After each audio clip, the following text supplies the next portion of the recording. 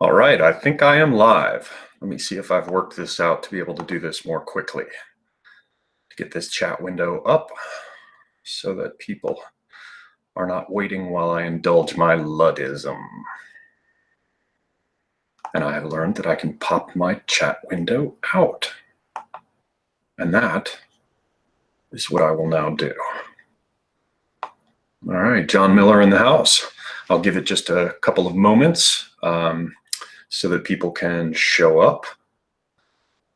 Bruce in the house. Hello. Hello, all. I have a few books that I will be discussing this evening, as well as some insights that I wish to share.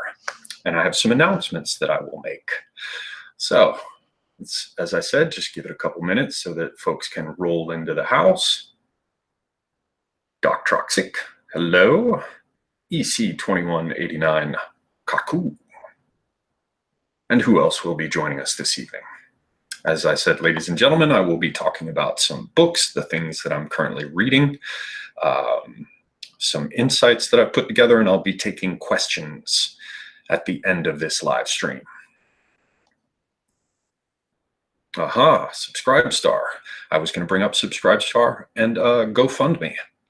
Thanks to anyone who shows any interest at all in supporting the channel. I very much appreciate it. Subscribestar hopefully will be easy to figure out. I got a notice from them indicating that since I was one of the first of the people to sign up, that they will be processing payments for me. So apparently they found a bank payment processor, whatever, who will be able to handle what they need handled. Who else is here? Terran Marine. Excellent. Juana Doses. Juana. I'm not sure how that works. Juana Dose. Reminds me of little squares of blotter and sugar cubes with drops of liquid LSD in them. These lovely high school experiences. All right. Let's see. I will give it until 7:35 just to let other folks roll in. And so just to start this at the outset, so we don't have a bunch, Juan, just so that we don't have a bunch of dead time here, boring the hell out of people, I'll take a quick question at the outset. So type something in, folks, make it a good question. Something I can handle too. Nothing about the airspeed velocity of an unladen swallow, African or European.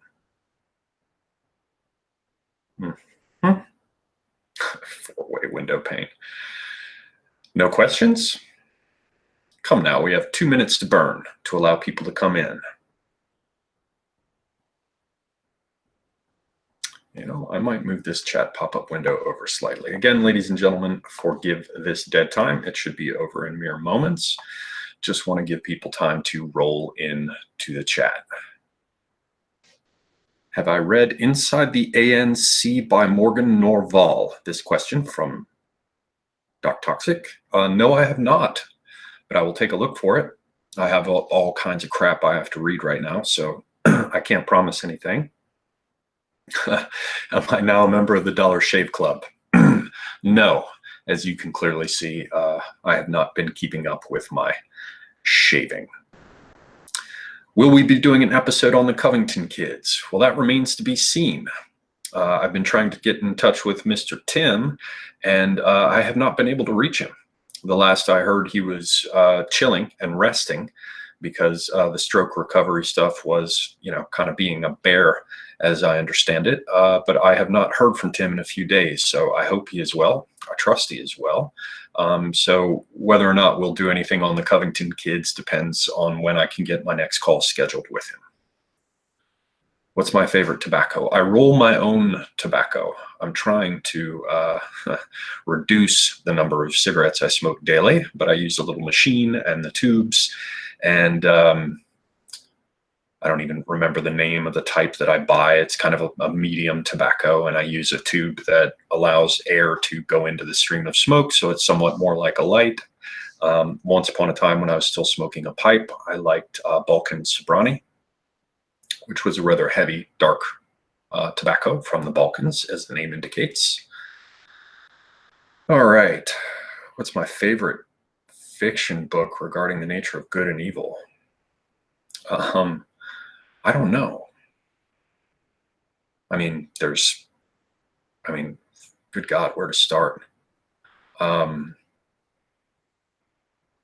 don't even know where to go, because I immediately go to nonfiction. You know, Beyond Good and Evil by Nietzsche immediately comes to mind. Genealogy of Morality.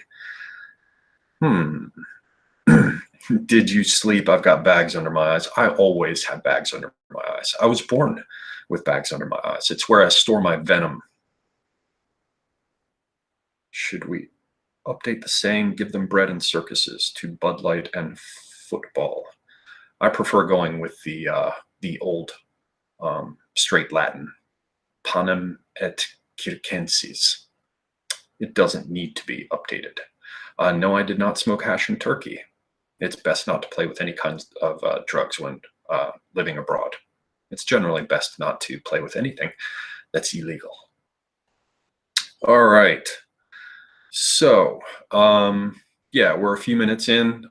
People will just have to show up as they show up. So there were some insights that I had that I'm not sure they're long. I'm not sure if they're long enough for clips of their own. So I want to share those with you. Then I'm going to go through this heap of books over here. You can only see part of them because the stack runs down a good bit further than what you can see. Some that I have just recently read, some that I am in the midst of reading, and some that I will be reading. What else? And I will take questions at the end.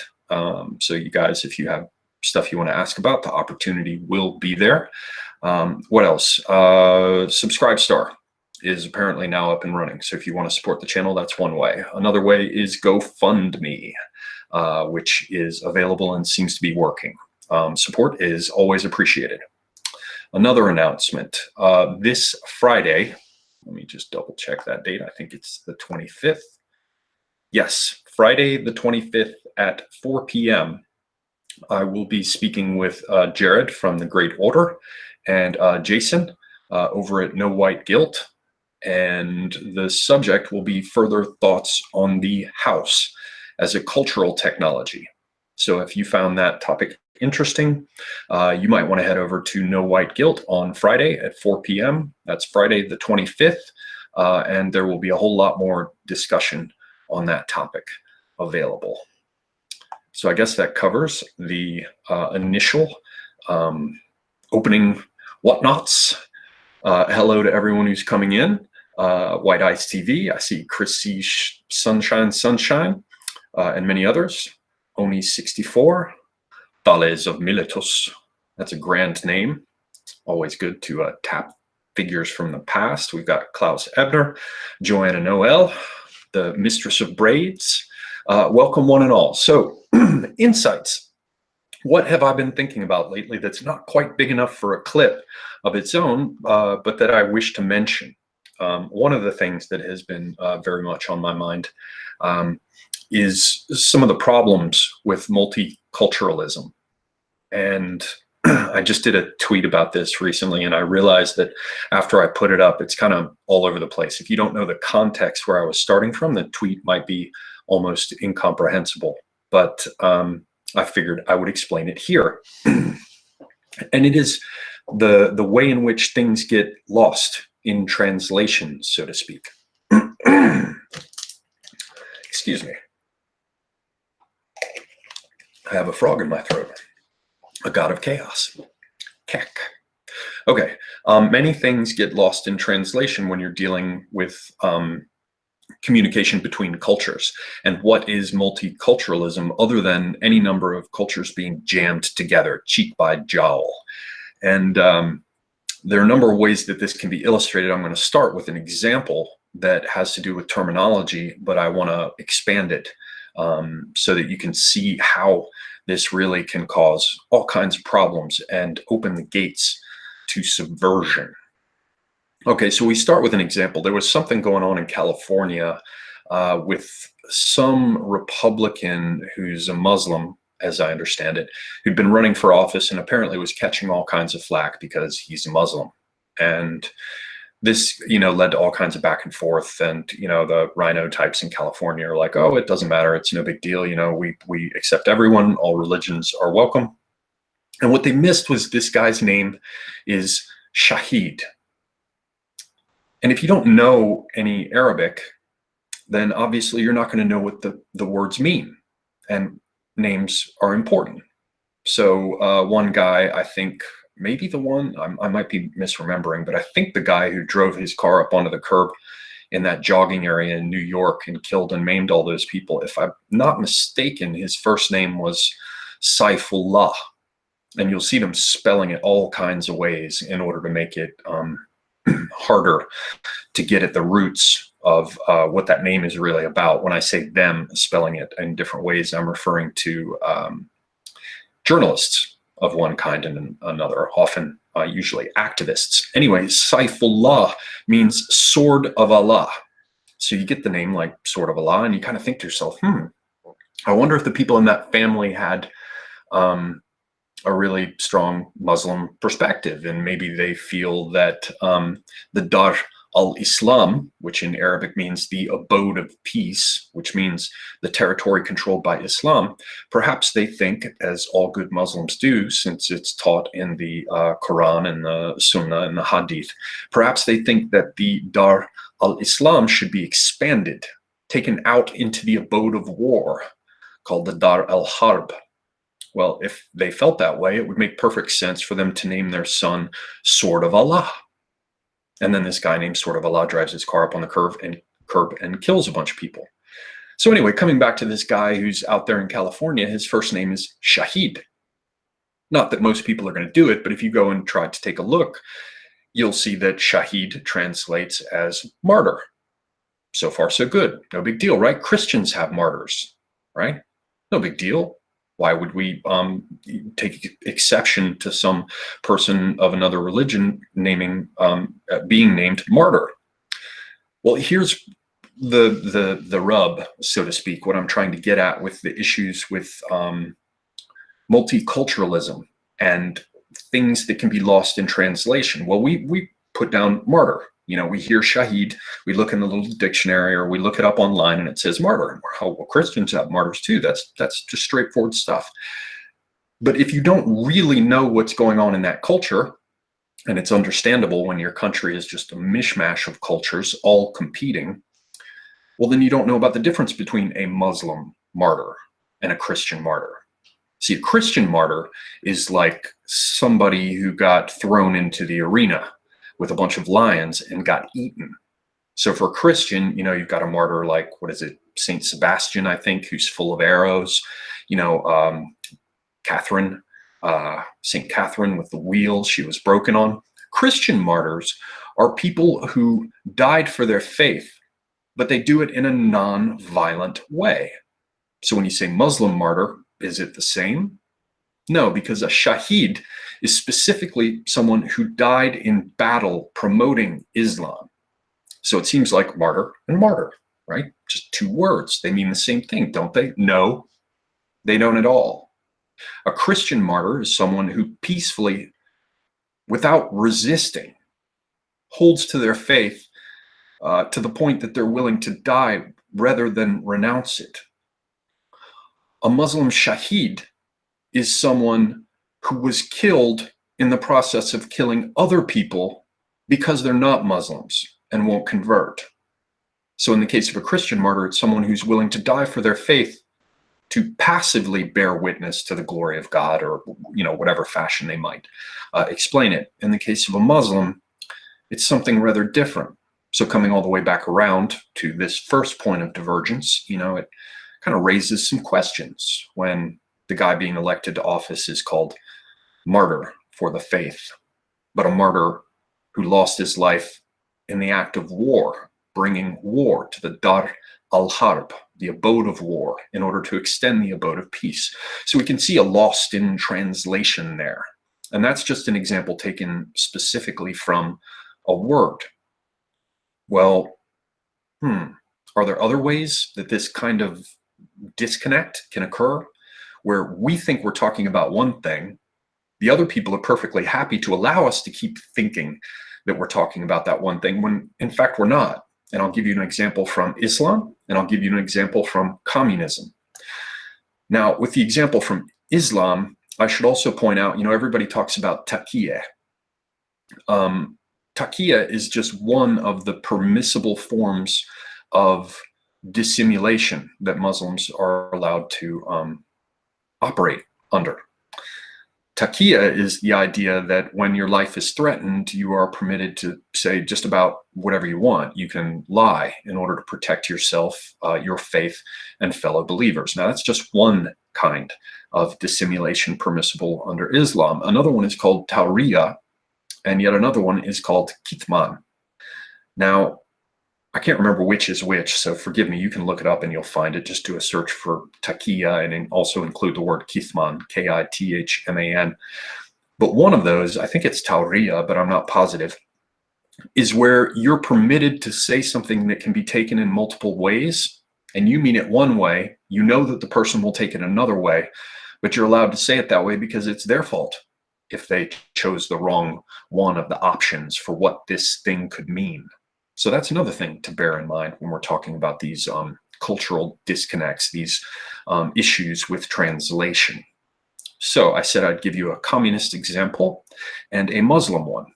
Well, in the case of Islam, as many of you know, there is no distinction between church and state. None. Not one of any kind.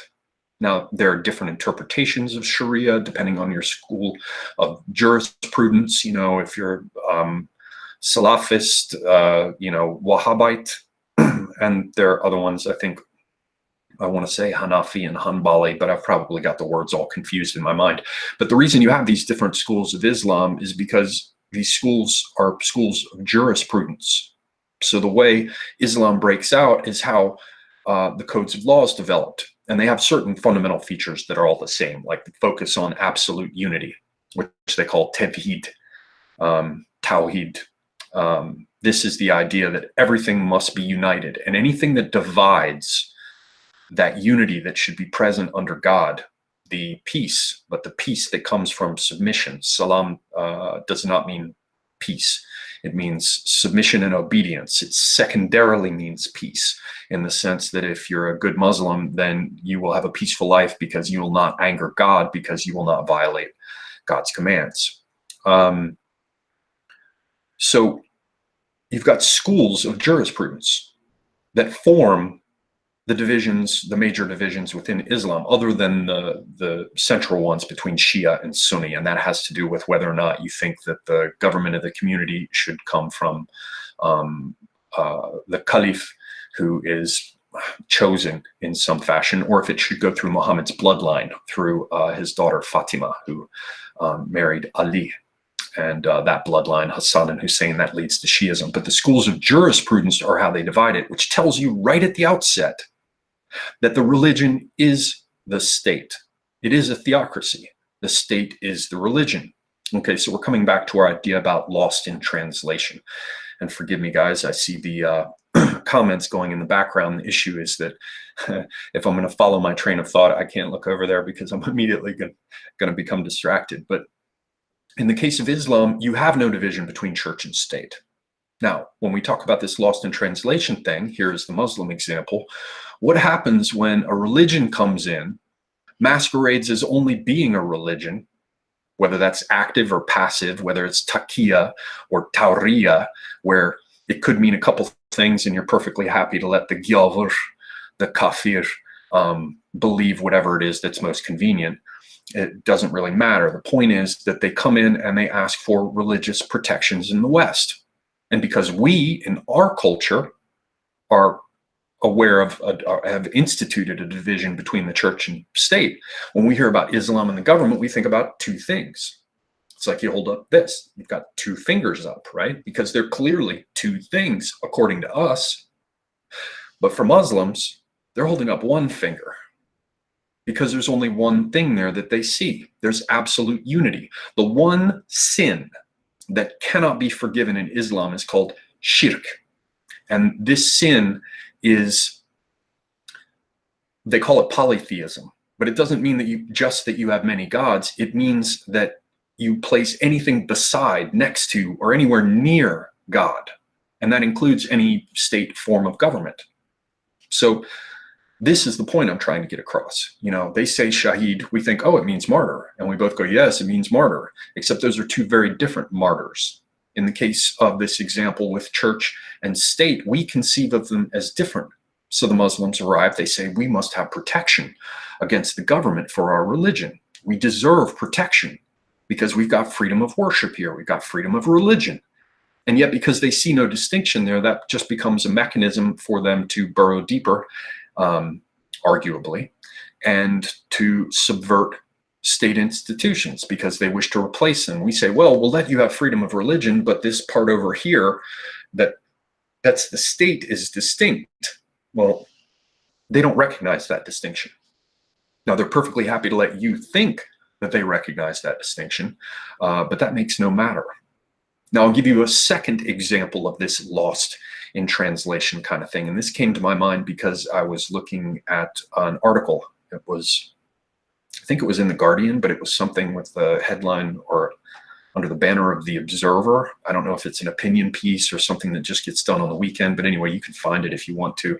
It's something about surveillance capitalism.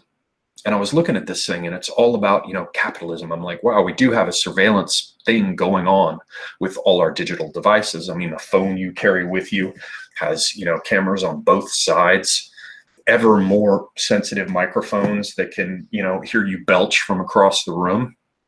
Yeah, there's a problem with surveillance. You know, anybody with any sense puts a little tab over their computer, you know, and that still doesn't help you with the microphone. You're surrounded by listening devices. That's why I love it in television programs when they're like, is he wearing a wire? I'm like, I don't know. Does he have a phone in his pocket? How about you?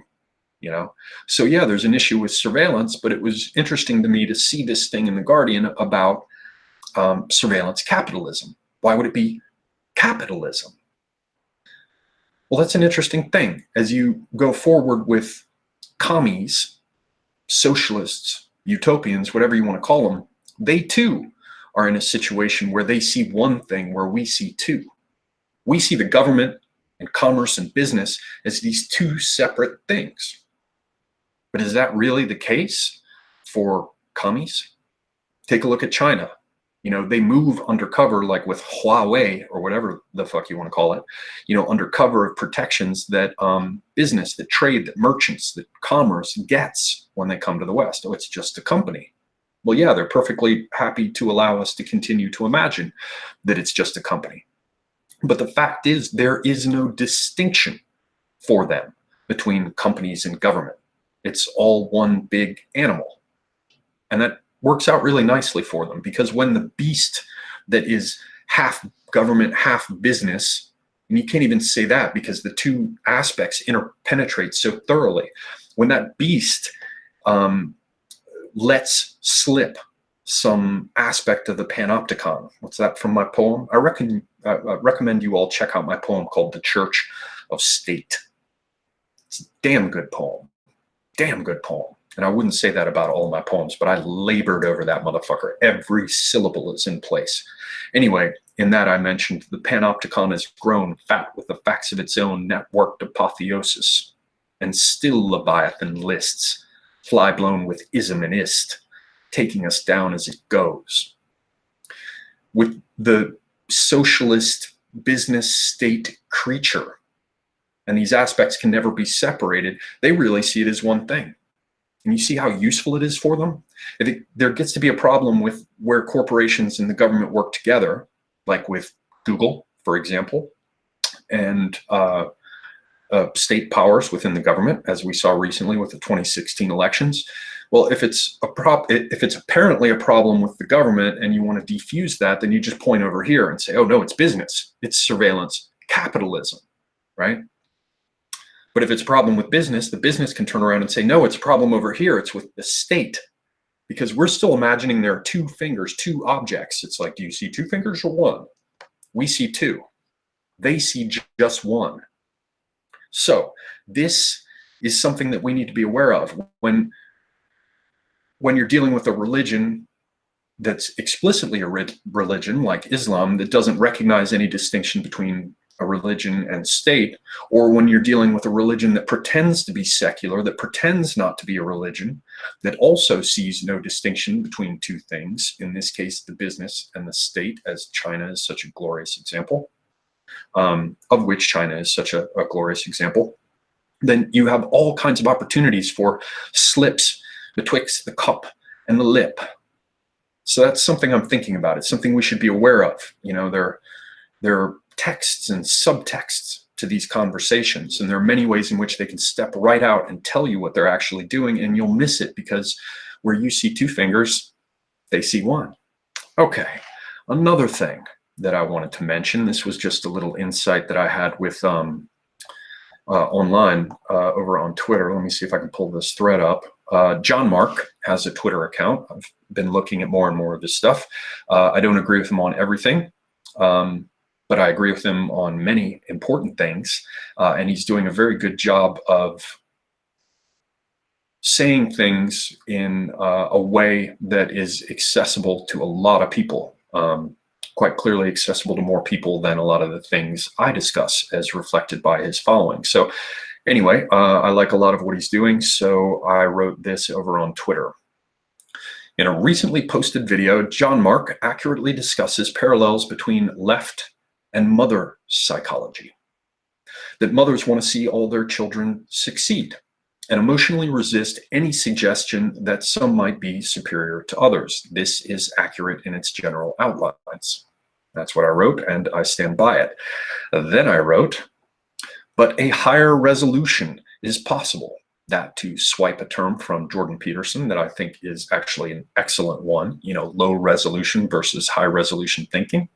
I think we can get more resolution out of looking at the way in which leftists are trapped in this putative mother psychology. So I write, in point of fact, mothers are very well aware of which children are inferior or superior in any given way, intimately aware.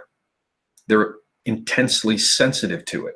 So, you know, his statement, if I'm not messing it up, in general terms, it's basically like the leftists have a mother kind of psychology that's endlessly accepting and tolerant, and that wants to treat all the children the same, and thinks it's evil for any child to be treated better than any other.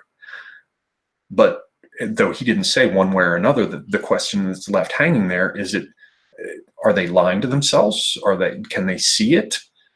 Perhaps they can't see it. Is it that a mother is incapable of seeing whether or not one child she's had is superior or more talented in some way than any of the others? Well, this is where I wanted to get more resolution, because in my experience, mothers do know.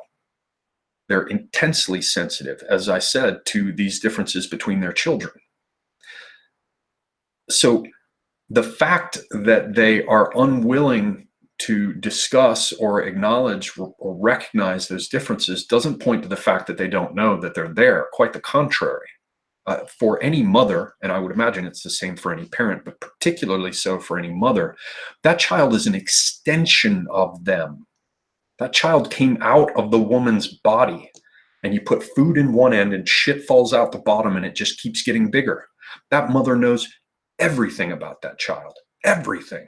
And so I don't think that it's possible in any way that they wouldn't know about these differences. I think they'd know better than anyone. And so I write, most importantly, mothers recognize the need to lie about the differences between their children, even lie to themselves. The point is that they know it's there, but they're never going to discuss it with the child. They'll keep their observations regarding these realities hermetically sealed within them, sharing them only with close friends who are also mothers, never with the children, and probably rarely with males. It's for the good of all the children, taken as a whole, not to show favoritism. So the reason I brought this up with him, and the reason I think this higher resolution is important, is because it perhaps explains some things that are otherwise difficult to understand. So I wrote in the last part of this thread, in cases where simple dissimulation and treachery have little explanatory value, it seems likely that this parallelism the parallelism between mother psychology, the fact that they do know about the differences, between their children, and the fact that nevertheless they have to lie about them even to themselves. This parallelism, how it relates to leftists and their attitude saying that everyone's equal, even in the face of obvious evidence that they're not. It seems likely that this parallelism accounts for the resistance of leftist Brahmins to any attempt to get them to openly recognize and acknowledge what they're so obviously doing. So, when you think about the fact that all these people are coming in, it's very clear that you've got issues with crime in the Somali community. It's very clear, or like things like welfare fraud, for example. It's very clear that different ethnic groups coming into the country who bring with them their own cultures, who do not integrate, who do not acculturate, that there are all kinds of problems. And you can't get leftists to admit it. Well, I think another aspect, as I said before, so long as we're not dealing with simple dissimulation and treachery, which accounts for a lot of it, I think it's this aspect of mother psychology where they just cannot permit themselves to say. They know that it has to be the deepest, darkest secret. They lock it up and throw away the key. It must be buried deep within their heart so that no one ever hears of it, because that's their responsibility as mothers. Anyway, an interesting little side insight, not worthy of a clip of its own. Nevertheless, there it is for you. I found it to be interesting food for thought. Now, where is my damn chat window? I've lost it. Okay.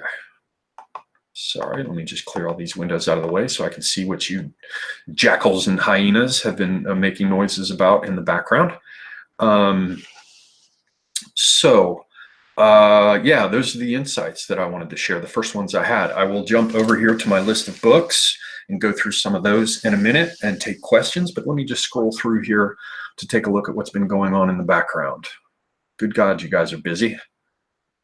Well, now, what did I think of the castle? I'm not sure what the castle was.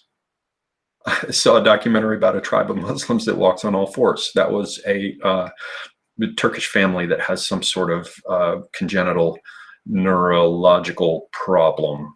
That wasn't a tribe. I mean, unless you want to say it's a clan.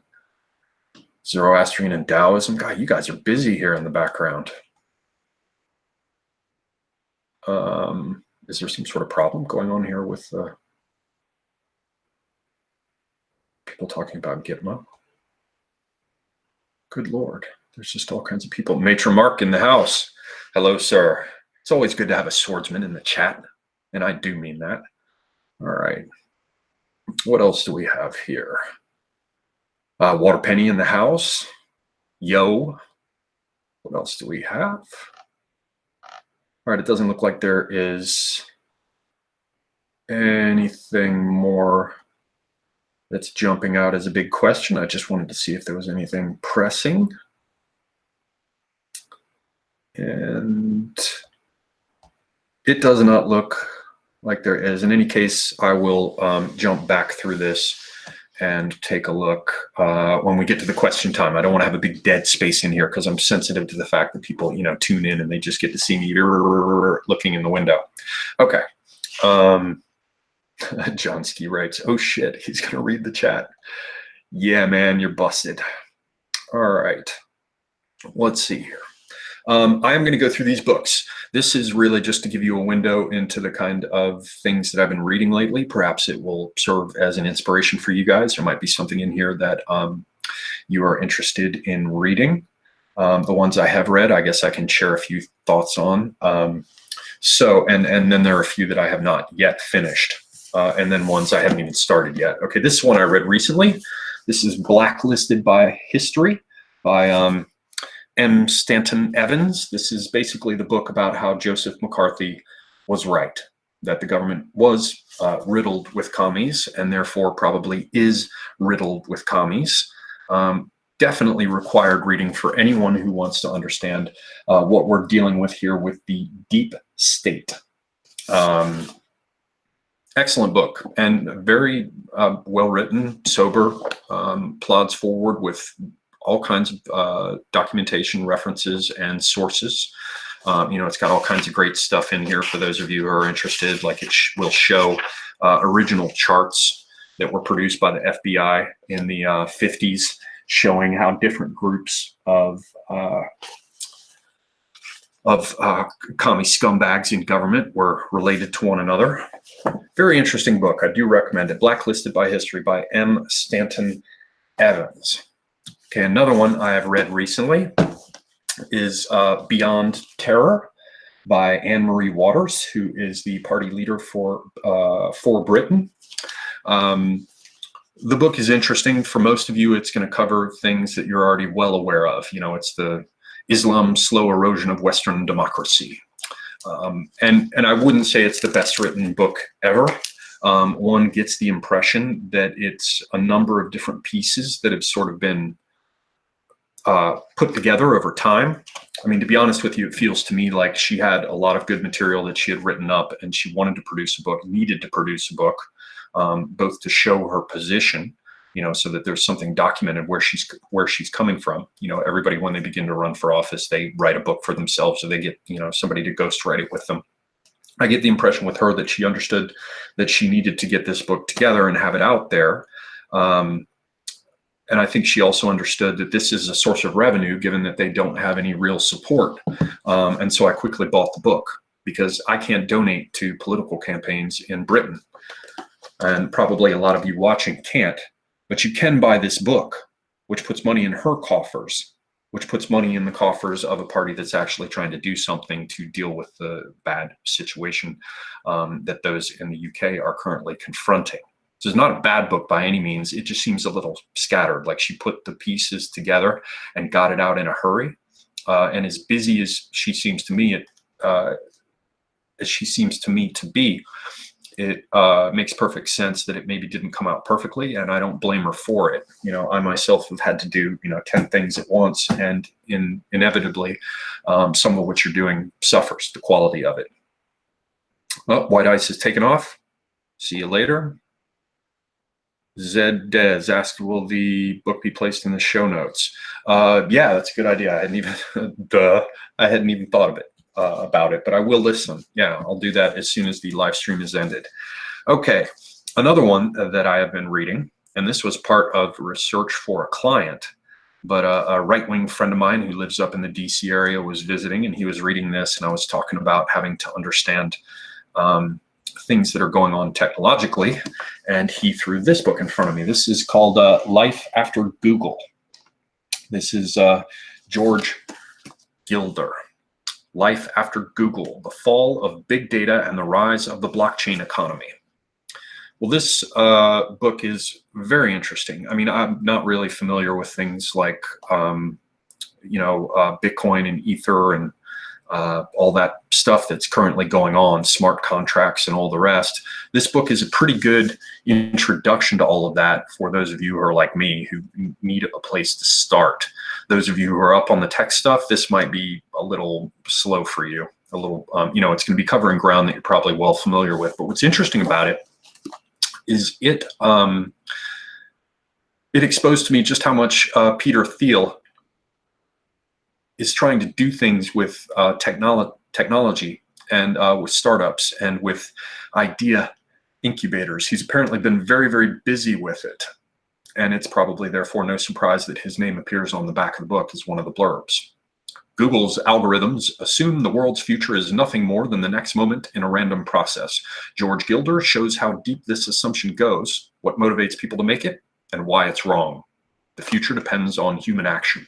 So this is a good one. He really does a good job of chiseling away at Google's formerly impenetrable facade of technical excellence and foresight and vision. He shows how these massive server farms, networked with fiber optic cables, to the extent that, Google's servers that handle things like search, if I understand this correctly, you guys who are more technical, jump in and spank my ass or whatever if I'm wrong. But my impression is that the total number of servers and processing power involved in Google's massive data centers is at least as large as the internet itself. Now, I mean, leaving aside the fact that Google's stuff is now kind of a part of that internet, but the point is that in order to track it, they need this enormous centralized silo, or these enormous centralized silos of data. And that creates this, what Gilder refers to, this suction that pulls everybody's data up to the top and holds it in these fiefdoms where we have no control over our identity or anything else. So this is it's a very interesting book. So it goes into how blockchain might affect that, and it goes into a number of other subjects that are related. Let me just look in the table of contents and see if there's anything that I can quickly cover. No, he's got a number of different things that he discusses in here that go beyond just things like Bitcoin and beyond even just blockchain. But it's a great book to kind of show how the world could be if Google was not socking everything away in its private silos. All right, now we're getting to, those are books I have read. Oh no, there's one more book that I've finished. This is by Diana West, American Betrayal. It goes very well with this one, Blacklisted by History. I recommend they're read as a set. That's what I did, first one and the other. I think normally people read Blacklisted by History first, then American Betrayal, but I started with American Betrayal. This book, American Betrayal, The Secret Assault on Our Nation's Character.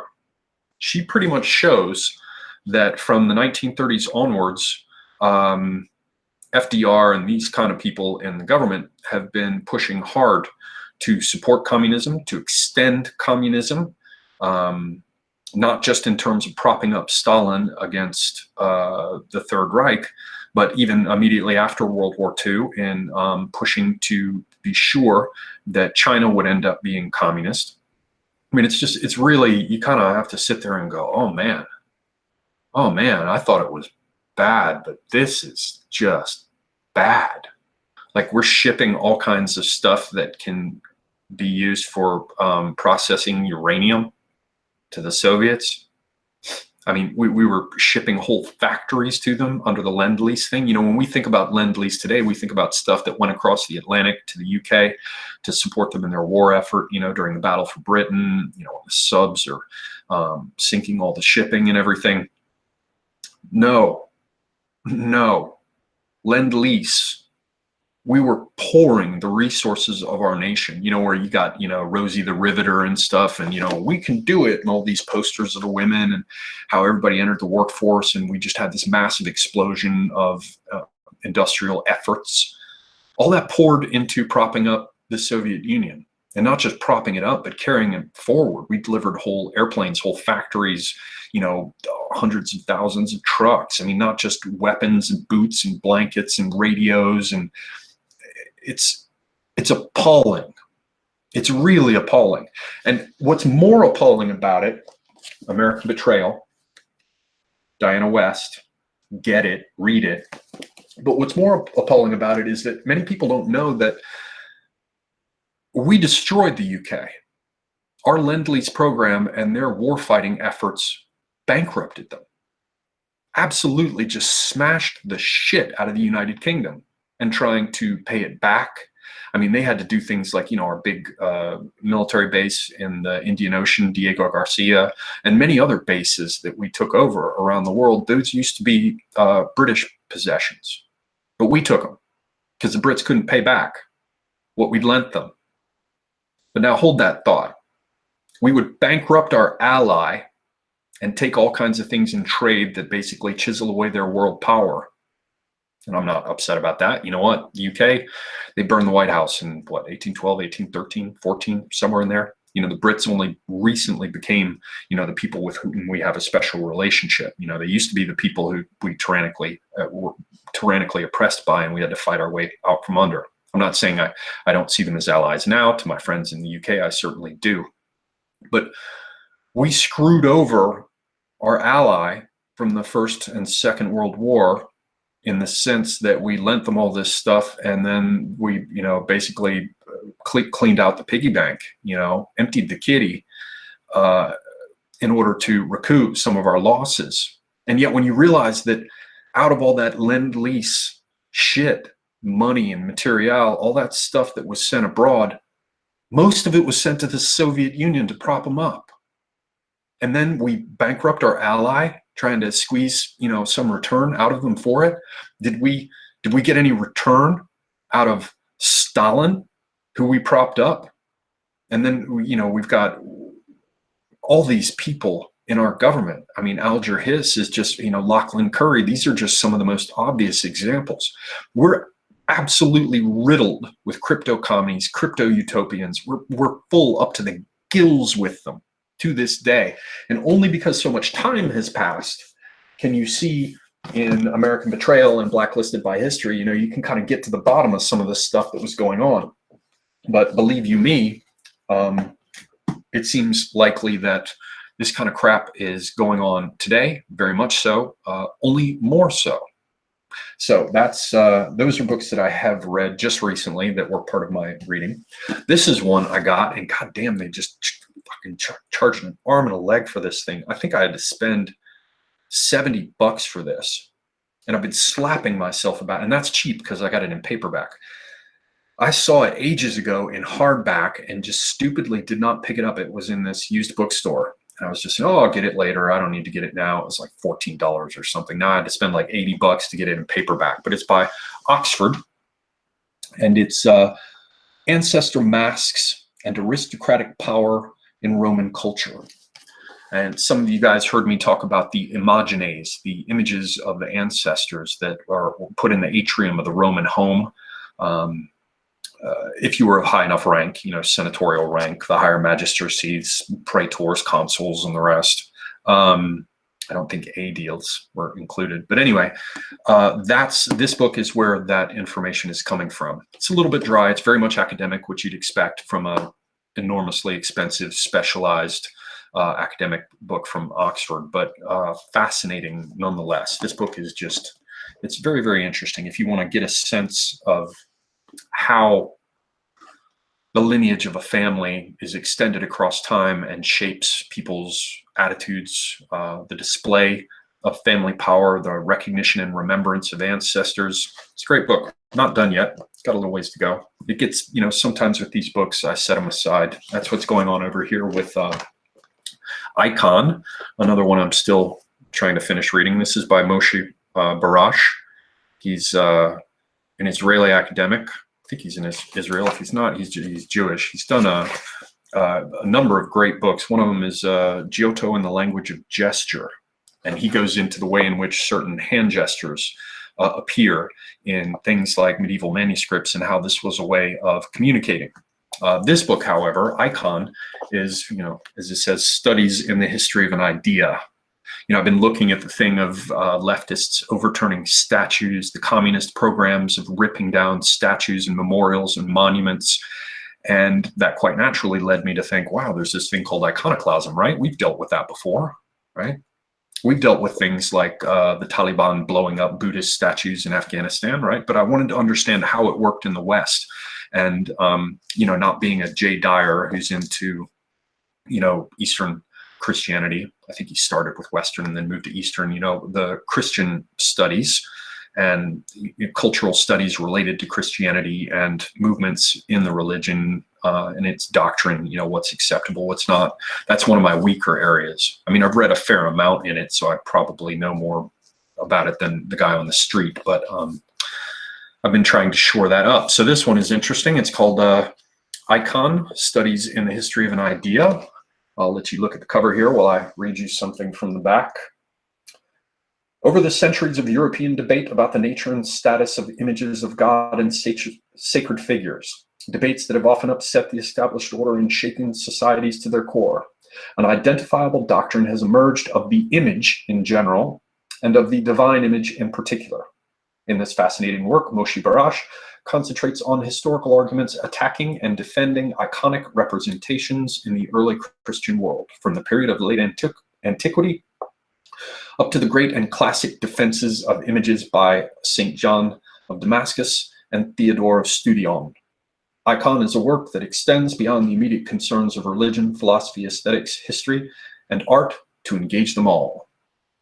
And yes, I think Moshe Barash actually is an Israeli. Jack Cotton, professor of the history of art at the Hebrew University of Jerusalem. Anyway, interesting book. Another one that I'm currently reading. Yes, we got through those. Another one I'm currently reading that I just mentioned. This is by Ioan Mihai Pacepa. and Professor Ronald J. Richluck. This was recommended to me by a guy who came in, I think, through Twitter, but probably Twitter, maybe through YouTube comments. Apparently a right-wing Romanian guy who saw the kind of stuff I was interested in and recommended this book to me. And it's good. It's all about disinformation programs. The author, or the co-author, the first line author, Ioan Mihai Pacepa. Pacepa was apparently head of intelligence under, or at least some department of intelligence. A Romanian can tell me better. Forgive me that I'm not as familiar with all that. But he worked up at the top, if not the very top, up at near the top. And I think for a time he was head of intelligence under Ceausescu. And he defected and came to the West. And so it's kind of like a Yuri Bezmenov kind of phenomenon. But he managed not to get killed. Although I guess there's some question, as I understand it, whether or not Yuri Bezmenov was killed, or his name was actually Tomas something, but he went by Yuri Bezmenov. There's some question surrounding his apparent death. But Pacepa is still around, I think, or was up until recently, and he's still writing these books. There's another one called Red Horizons that apparently he published in English and had a lot to do with the downfall of Ceausescu. But this one is, let's see, what's the tag here read? Former spy chief reveals secret strategies for undermining freedom, attacking religion, and promoting terrorism. One thing that you should know about this that I did not know, I thought that this was a general book on dezinformatia, or whatever they call it in Russian. And it is, after a fashion. It is about disinformation and how it's applied. The technique essentially is that you change the past in order to change the understanding of the present, which allows you to shape the future. I mean, that's very much streamlining the explanation of how it works, but it's useful to be able to grasp it, you know, in such simple terms. And that makes it interesting vis-a-vis our recent live stream discussion where we talked about the features of the new religion that's not called a religion. And in that, I was asking everybody, you know, what kind of mantras are these people always saying, you know, so we can understand what their sacred words are. And one was brought up, which is never again. And when you put that together with the idea that the past is always bad, it forms an interesting picture. The past is always bad, therefore never again. And then that allows you to shape the trajectory of the future. And so when you take that kind of thinking and you put it together with what's in here about disinformation, it becomes very, very interesting, because it's all about shaping the past in order to, or reshaping the past in order to control the present and therefore the future. So perhaps it's not a coincidence that the religion, its features, seem to so closely parallel the fundamental elements of how disinformation is applied. Anyway, I'm not finished with it yet. Oh, that's what I started to say. It is about disinformation in general, but this may make it more interesting for a lot of you. It's examined specifically through attacks on the Catholic Church. So, you know, the first part of it opens up with, you know, I think it's stepping up. It also goes into the absolute smearing of Pope Pius XII as a so-called Nazi sympathizer. So expect to learn about disinformation from somebody who is on the inside, but the way in which it's illustrated is primarily the subversion and slander and smearing of the Catholic Church. So in addition to learning about disinformation techniques, you'll learn a good bit about how they were applied specifically to the church. Okay, so that covers what I have for books that I have already read. Now we're going to jump through to the ones that are on my immediate list for follow-up, and there are just a few. I can't talk about them as much because I haven't read them yet, but just for the hell of it, I'll show you what I have next up. One is, I can't remember if I found this. No, I think this came from the same Romanian guy who recommended disinformation, I think. And this is also to let you guys know when you provide cool suggestions for me, I go buy the damn books and read them. So, when you tell me about stuff, I go and get it. Another one that hasn't come in yet that I just ordered is, I think the guy's name is Edward T. Hall, I want to say. He's apparently a contemporary and a colleague of Marshall McLuhan and Bucky Fuller. And just fascinating. I can't believe I didn't know about this guy, because he's all about space, physical space, and how that's reflected in culture and how it is reflected differently by different cultures. I can't say much more about it because I haven't gotten the books yet, but that's a huge focus of mine. So I'm surprised that I hadn't heard about it. So that's another one I have coming. But this one I haven't read yet. It's called Propaganda: The Formation of Men's Attitudes by one Jacques Ellul, or Ellul. I don't know if you pronounce the final consonant, if it's an L in French. What the fuck do I know? Author of The Technological Society. What do we have here for blurbs? A far more frightening work than any of the nightmare novels of George Orwell. With the logic, which is the great instrument of French thought, Ellul explores and attempts to prove the thesis that propaganda, whether its ends are demonstrably good or bad, is not only destructive to democracy, it is perhaps the most serious threat to humanity operating in the modern world. The theme, and that's by Robert R. Kirsch from the Los Angeles Times. Sounds a little vapid and superficial, but Marshall McLuhan did a blurb for it as well.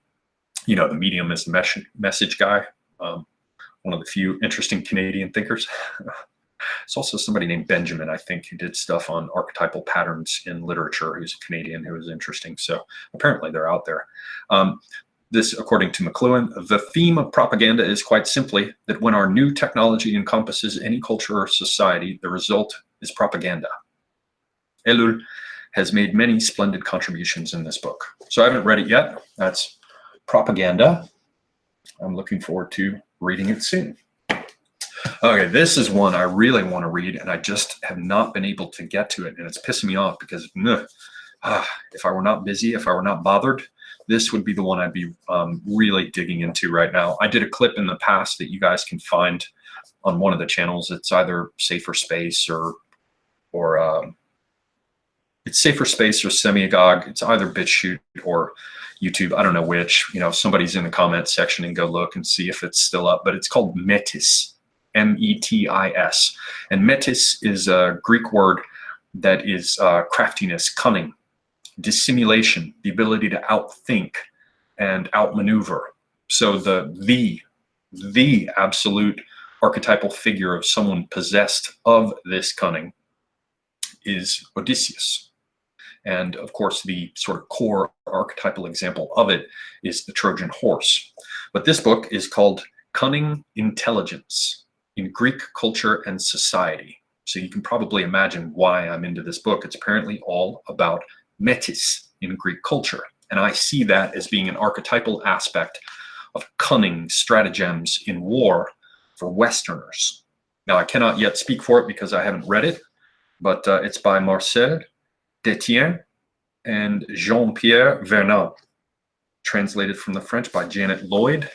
Cunning Intelligence in Greek Culture and Society. I very much look forward to reading it. I think it's probably another fairly expensive one, as with all these, the one was Oxford, this one's University of Chicago. I'll give you a bit from the back since I haven't read it yet. Marcel Détienne and Jean-Pierre Vernant trace the role of metis, practical cunning or skillful intelligence, in every area of Greek life and thought. The authors combine acute linguistic analysis with imaginative speculation and bring together readings on natural history with readings of myth and political philosophy. And I would read you some of the further blurbs on the back, but they sound, as they so often do, like a bunch of bullshit. So I'm going to be really pissed off if this isn't good. Really pissed off because I'm so hopeful about it. It's the only work dedicated to this study of metis as a Greek cultural phenomenon that I've been able to find. Please, God, don't let it suck. Okay. The next one is another one by Diana West that I picked up because I liked her American Betrayal so much. That's The Death of the Grown-Up. subtitled How America's Arrested Development is Bringing Down Western Civilization. I think it's going to be great. I sure hope it is. You know, I've done a lot of thinking of my own about the infantilization of the West, and the way in which, you know, we're supposed to imagine that childhood is infantilism and adulthood is mere adolescence, and real adulthood has simply been removed from the board. So we're all supposed to basically be infants up until the point that we finally graduate to being egocentric adolescents incapable of impulse control. So yeah, where have all the grown-ups gone? I'll read you a little off the back of the cover and then we'll move on. Where have all the grown-ups gone?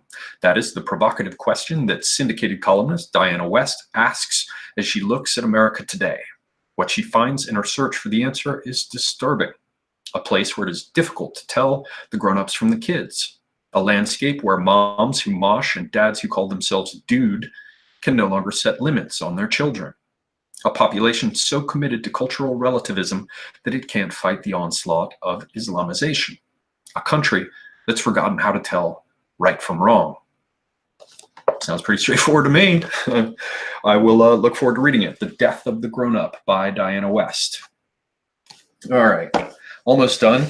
This is one I got just to support Raheem Kassam over in the UK. This is Enoch Was Right. I imagine a lot of you have probably read this. I haven't read it yet. Apparently this is all about Enoch Powell's Rivers of Blood speech. Nigel Farage's book blurb reads, a very important part of the continuing debate. Enoch never goes away. And what do we have here on the back? Enoch Was Right is an explosive. Enoch Was Right is an explosive new take on a speech that changed the nature of the debate surrounding immigration into the Western world for decades to come. Written by British author Raheem Kassam, himself of Indian Muslim extraction, the book accuses the political establishment of being complicit in misrepresenting Enoch Powell, or two, intellectually lacking to understand and convey the nuances of Powell's speech, instead rejecting it as racist or fascist term. As a racist or fascist term, I'm fucking this up, people. I should have never waded into a bad accent. Explaining in great detail the most influential speech in modern British political history, Kassam disproves many long-standing assertions from left-wing sources on the matter of Powell and his philosophy. With an exclusive interview on the subject with Brexit leader Nigel Farage, Kassam analyzes in depth the changing nature of UK demographics, crime statistics, immigration, the race relations industry, and more. More often than not, Kassam finds that Enoch was right in his predictions for the future of the United Kingdom. All right, yes, again, I beg your indulgence and I apologize for that shitty accent.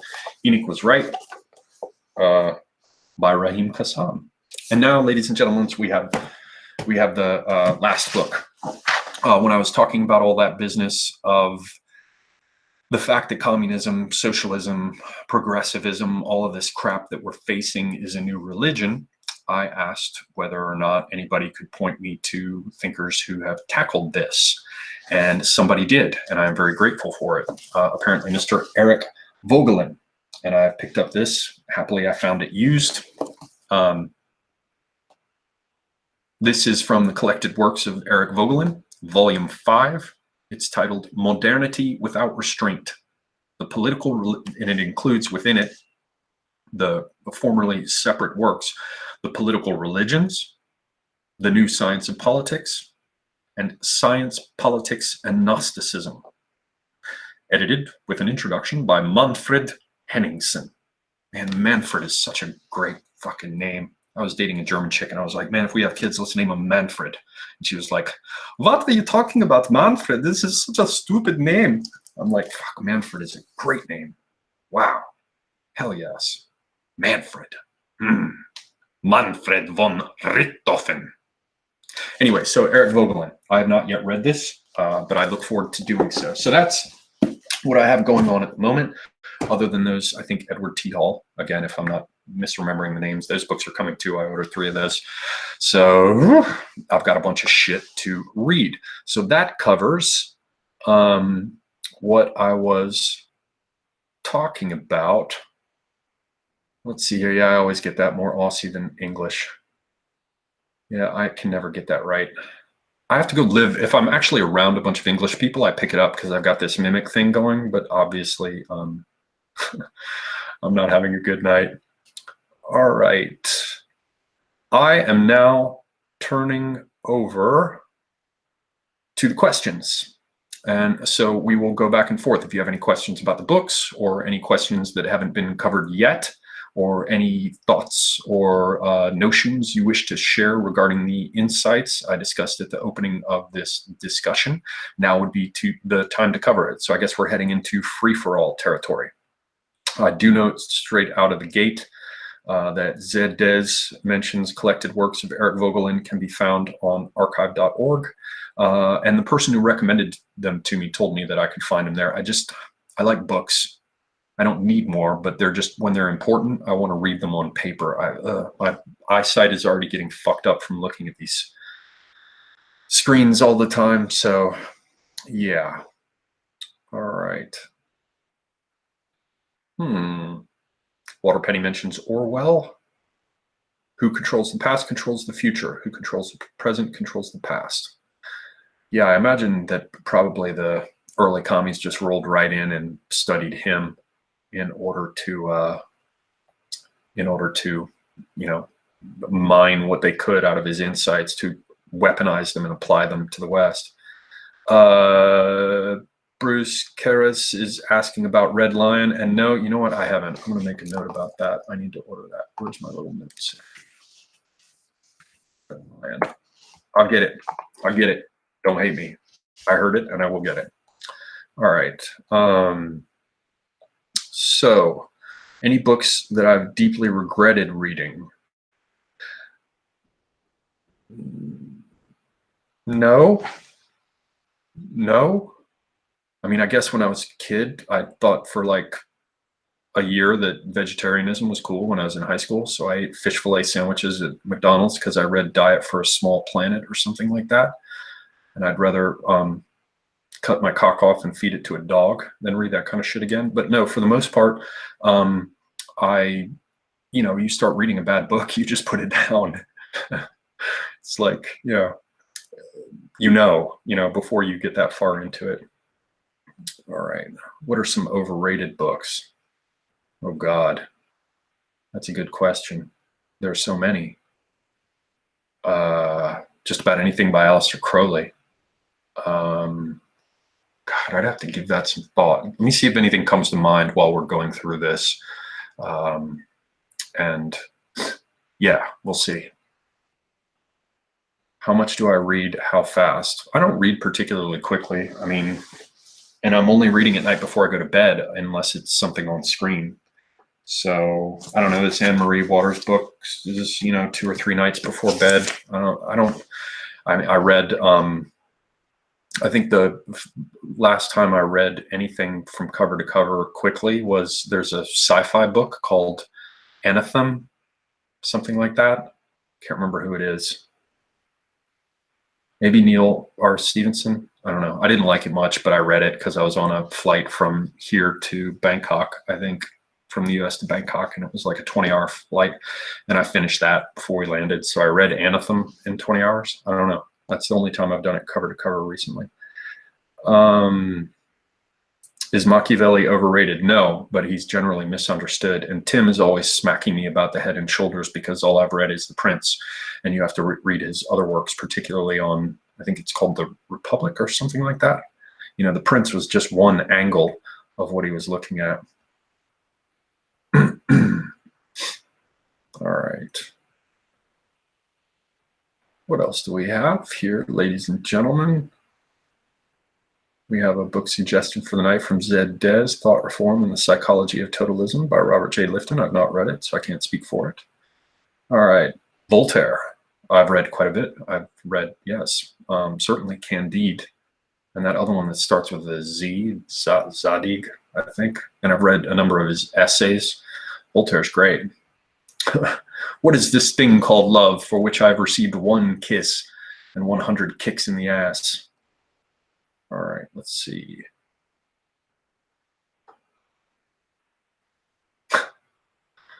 Conflagrants is in the house with "Do you contemplate the weight of forever while endlessly dreaming of the Fibonacci sequence and mastering the Taoist method of eternal ejaculation?" No, the Taoists would be eternally retaining their semen. Grasshopper. Okay. Atlas Shrugged is great, but too long. Yeah, I would think I would read some Ayn Rand, but every time I get near it, I can't do it. All right. So yeah, Bruce is recommending this, The Red Lion, and I think also The Elixir of Life or something. That's the subtitle. Anyway, what are my thoughts on the Covington kids? I think it was just the setup. It's exactly the kind of setup that we saw the commies arranging during the 2016 election. It was just flatly a setup in order to make them look bad. And there's a great tweet that went out. I think Undercover Huber tweeted it out, and it's a picture of, I think her name is Amy Coney Barrett or whatever, because she's likely to be the next one who is nominated because Ruth Bader Ginsburg is going out, probably carried out by 6 people. And she's going to be replaced. And I think Trump is savvy enough to know that it's going to need to be a female. So, he's not changing the balance of the court to be more male. Why throw more in his path? So he's likely to nominate her. And the way Undercover Huber put it, and I'm in agreement at this point because I haven't dug into it very deeply, is simply that this was a trial run to go after pro-life Catholic conservatives. And so by going after these kids, they've got all those elements in one place. It's Catholic high school, they're at a pro-life march. It's just a way to set the stage to demonize her. All right, what else?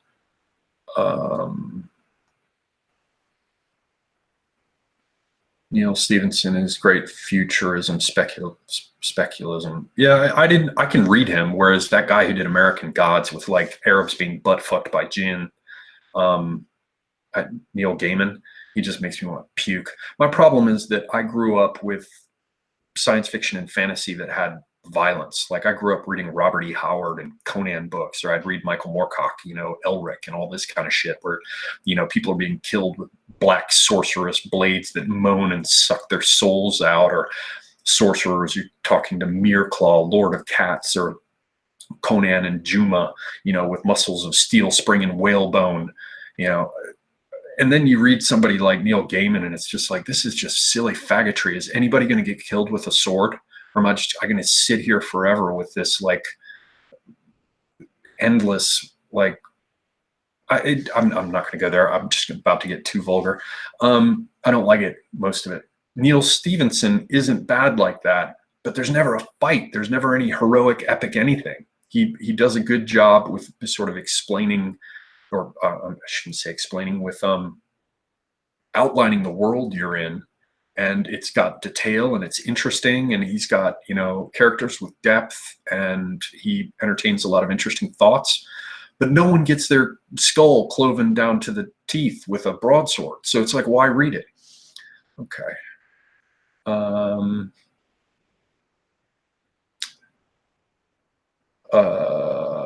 Juan Dosis says, are you aware that the caravans are being brought in and San Diego is paying for their room and board and transportation? I hadn't heard about that, but it certainly doesn't surprise me at all.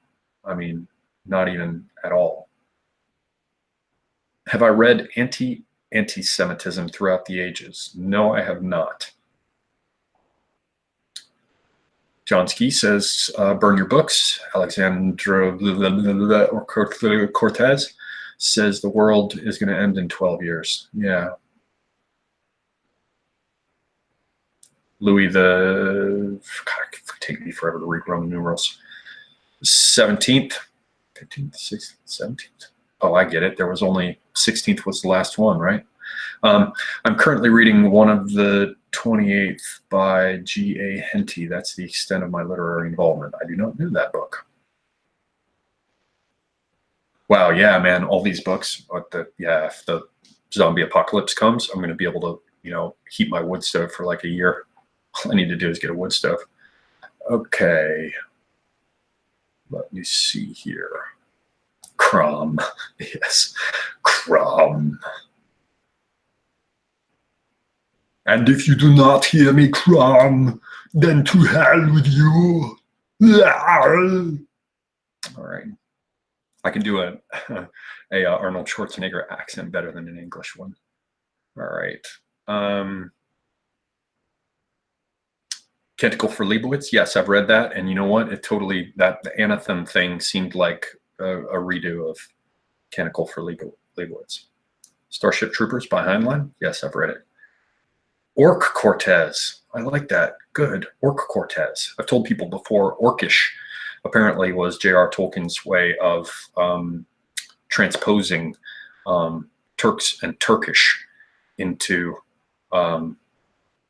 the whole Fellowship of the Ring world, you know, the Middle Earth or whatever, you know. So you have words like Uruk-hai, you know, and they all sound like Turkish. He used apparently Turkish as the model for Orcish, hence the similar sounds.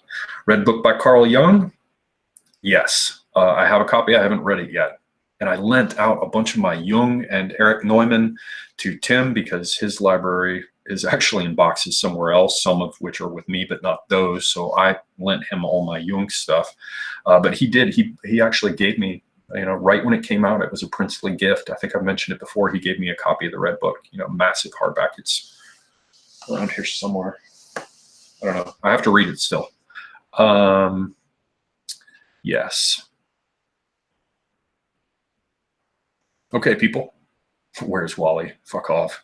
Okay. Have I read Cat in the Hat? I grew up reading fucking Dr. Seuss. I do not like green eggs and ham. I do not like them, Sam. I am. Okay.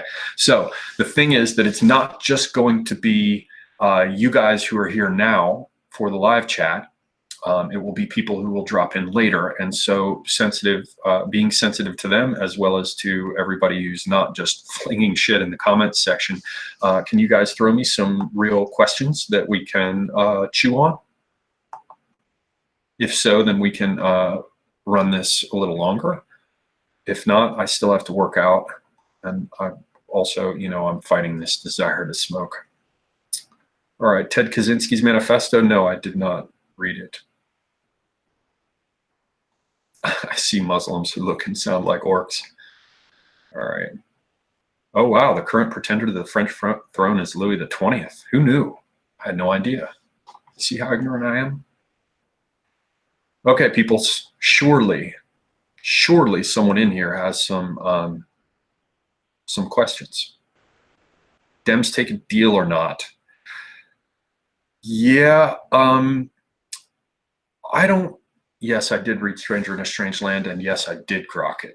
Absolutely. Michael Valentine, baby. In terms of Scowling Wolf, good night. I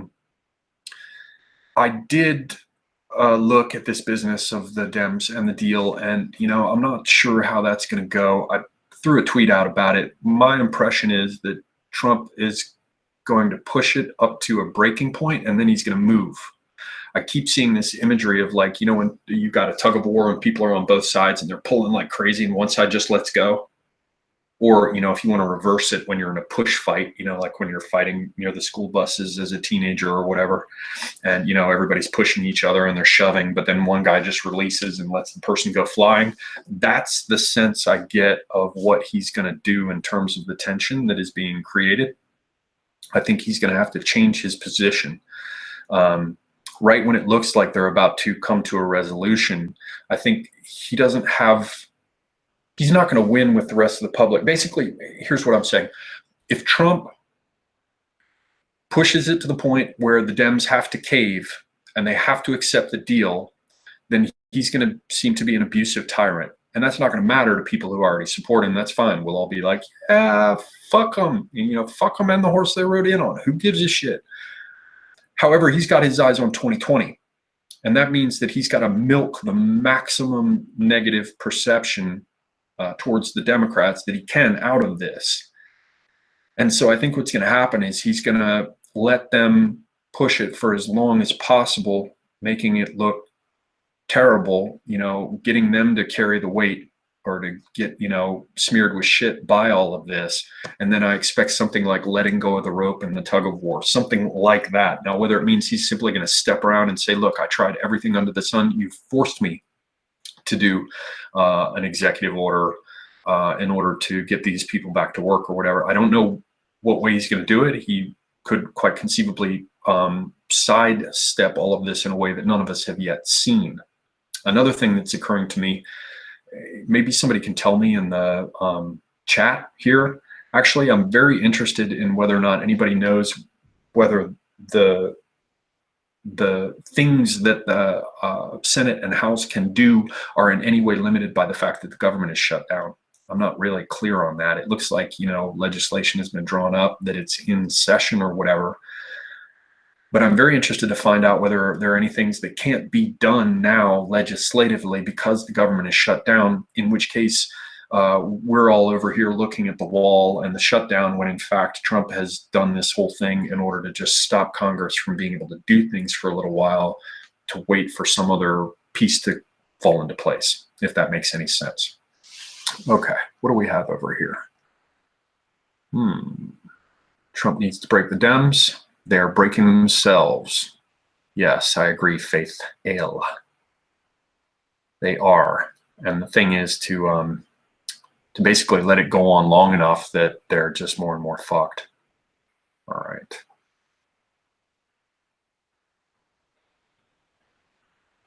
All right, people. What did I miss? Elvacera says, in my opinion, Dems won't come to the table for anything less than granting full citizenship for all potential DACA recipients. Yeah. Yeah, we'll have to see. I sure as fuck hope he doesn't give any kind of amnesty because they all need to go home. Have you read Things Hidden Since the Foundation of the World by Rene Girard? I have not, so I can't offer any thoughts on it. Conflagrans in Sanguine Angelorum thinks that Trump is a Zionist shill.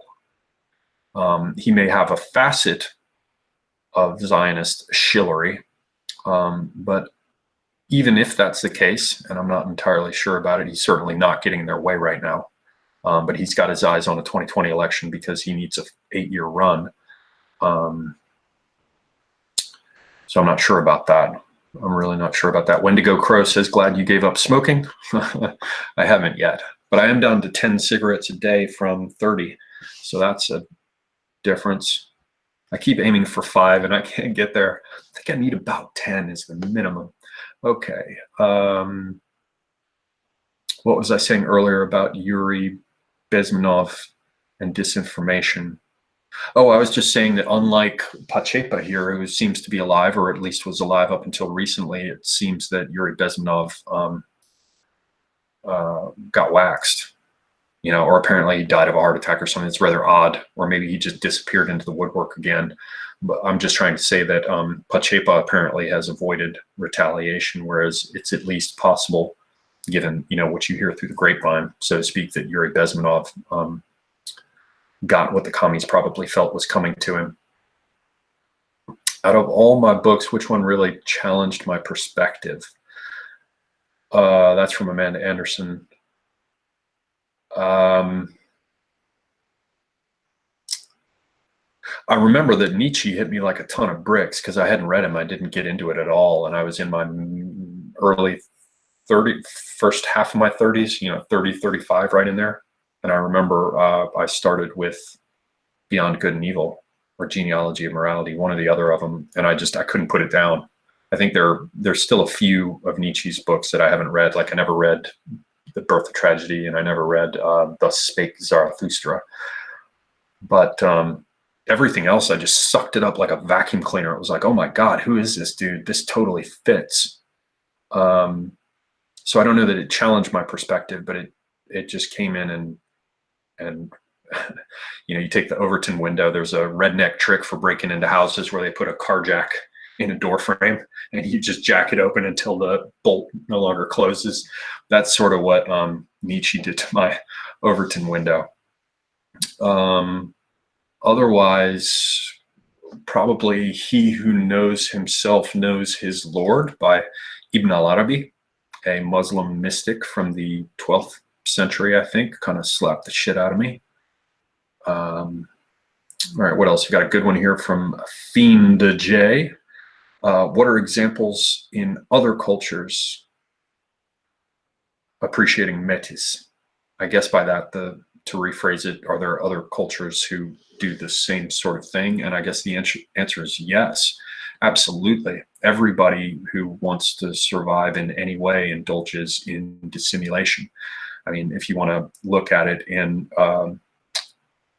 ancient, or you could call it Indian culture, let's say the ancient cultures of the place that is today India, if you look at the Artha Sastra by Kautilya, who was a minister to Chandragupta, you'll find all kinds of shit about dissimulation, all kinds of shit. Unfortunately, the whole thing has not been translated into English, but there's a pretty big one.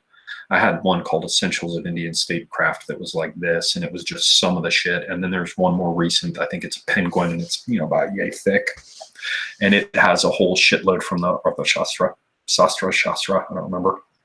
But they cut out all the shit that's magical because the Indians were like, we don't have to have this stuff, you know, that was included in this classic of Indian statecraft. We don't have to have this stuff where he talks about magic because that's just superstition. And I'm like, fuck, I wanted to read that shit because there's usually more going on there than people realize. Another example is just look at Sun Tzu's Art of War. The whole chapter at the end is about spies, you know, so cunning and dissimulation are practiced by all cultures. I mean, what's most interesting to me about métis is that I want to see how we dealt with it. So yeah. All right. Have I read Uncle Tom's Cabin? You know, no, I haven't.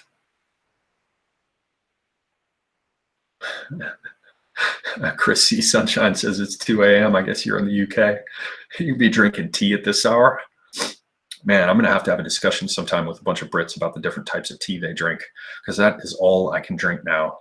I go through Thai Fu, I go through Yorkshire tea, I go through P&G, I go through Builder's tea, Barry's Irish tea. There's something about how the English do tea. For those of you who don't know, I'm just going to tell you quickly. The rest of you can just go to sleep. They do something where they grind the tea leaves much finer, so they're almost like a dust, which means when you drop the tea bag into the tea, it really steeps and it's really strong and it's really fucking good. So yeah, if you're drinking tea at this time, you're clearly punk as hell being able to deal with that and not stay up all night. All right, where am I? I got to get down near the bottom. Earl Grey, meh. When it's good, it's okay, but meh. Yorkshire tea, right on. Yorkshire or Yorkshire Gold? Okay. I like Yorkshire better than Yorkshire Gold. Ollie would be a great guest for Luke Ford and Kevin Grace's book club stream. Yeah, I haven't watched those. I'm probably going to talk to Luke Ford. Isn't he's like from Australia or something? And isn't he the white guy who converted to Judaism? After I get my discussion of the tribes together and post it on BitChute, I will probably go and talk to him. And there's somebody else that VK Clark talked to, who seems like a right-wing but more religious Jew that I want to ask some questions of. One says, I'm smoking the finest weed in the Shire. Shame on you. What is, Fiend J asks, what is your opinion on calling Jewish neocons Neo-Palestinian? Rhetorically speaking. I'm going to have to process that for a bit. I have nothing ready in the quiver to fire back with on that. Thoughts on the current incantation? Did you mean to write incantation? Of MGTOW? My opinion, they're starting to become cynical and antagonistic to the form. Okay, you meant incarnation. So thoughts on the current incarnation of MGTOW? My opinion, they're starting to become cynical and antagonistic to the formation of family. You think? I mean, that's kind of central to all of it, right? Was there ever a version of anything called men going their own way that wasn't cynical and contraindicated if you wanted to form a family? You can have a hard time trying to form a family without a split tail. Women are sort of indispensable for that process. Okay. Not to mock you. I found that amusing. Lipton black tea. You know what? When I lived in Turkey, they had a Lipton black tea. Proud white settler, welcome. They had a Lipton black tea that was actually pretty good, but most of them in the US are kind of shitty. John Ski mentions iced tea. First off, we don't call it iced tea, you fag. We call it sweet tea. Iced tea. Yes, I drink sweet tea, usually at the Waffle House. All right. Do I put cream or sweetener in my tea? Yeah, actually, the English people I know puke when they see me. I put half and half or heavy whipping cream in my tea. I dated this chick from Cornwall, and she was like, milk I can understand, but ugh. Okay. Jesse J's out. Thanks for dropping in. Thoughts upon whether this culture is not as intelligent as it once was. That from Govan Anglesey. Well, I don't know that you can call a culture intelligent. It's the people who are products of the culture who would or would not be intelligent, not to split hairs, but it matters. And I would go so far as to say that most of what we enjoy today that we call culture is not. In fact, it's just their societal norms. There's no true culture to it. The remaining culture beneath the surface of all the bird shit, so to speak, that has been spattered on top of the statues of our culture, that which is beneath is just as good as it's ever been. It just needs to be polished up. People need to make it again a part of their memory. All right. So yeah, you can't call the new one a culture because it's just a society, and the old one has the same potential that was once in it. Okay. Oh yeah, like buttons, man. I didn't even think about that. I'm my own worst promoter. Hit the like buttons, damn it. I got a question from Juanadoses. Do I like yerba mate? I had a friend out in LA who was dating a chick from Argentina who gave me the gourd and the, what do you call it, bombilla or bombilla or whatever, the steel straw. And you put the mate in, and then you got to boil your water, but you can't let it boil. You got to stop it just before it does boil, and then you got to pour it in. And then those motherfuckers share it. They pass their little gourds around with these metal straws, and everybody shares them. And apparently the first sips, they call it the fool's mate or whatever because it's too strong. I drank some, but it wired me all fucking to hell. My thing with any caffeine is I have to have fat in it, or the caffeine, like if I drink a strong cup of tea in the morning, it will make me nauseous. I need fat and sugar to balance the caffeine and to make it delicious. Is Cornwall in or near Scotland? No. No. I've told you all about that. The chick I did it from Cornwall who told me my favorite story about England, that she was coming in from the beach. Apparently a lot of the English go down to Cornwall because it's the closest thing they have to a beach. She was coming in off the beach, and they were going up the stairs or whatever towards, you know, the parking lots and things. And she heard some woman in front of her say, and I quote, "Oi, love, I've got an itchy minge." And I've always thought, whenever I think of Cornwall, I think, "Oi, love, I've got an itchy minge." Okay. Go watch some Cardi B. No, I won't. True Americans don't drink tea. We fought a war over that shit once after we tossed a boatload of it in the harbor. Au contraire, mon frère. I do drink the tea. Now I'll happily throw some English in the harbor if we have to. No offense to the English. Okay. Solid Shark says hello. What else do we have? Stanley Milgram. Cy Sharp asks thoughts on Stanley Milgram. That's the Stanford prison experiment, isn't it?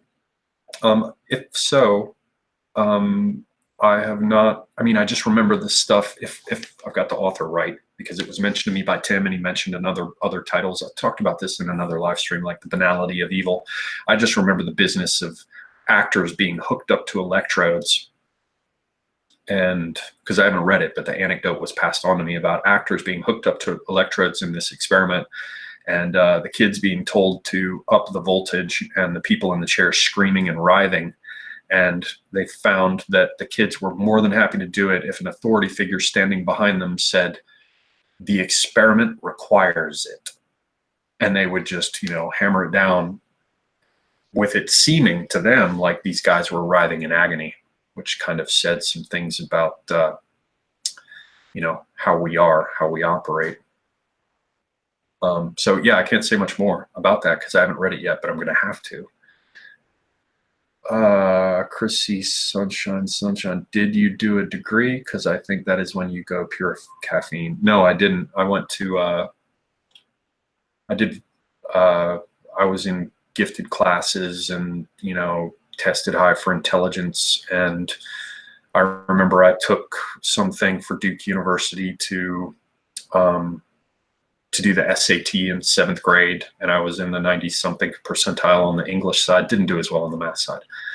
So I got awards for that and stuff, and I was supposed to be all smart and everything. And then I dropped out of high school because I was like, fuck this shit.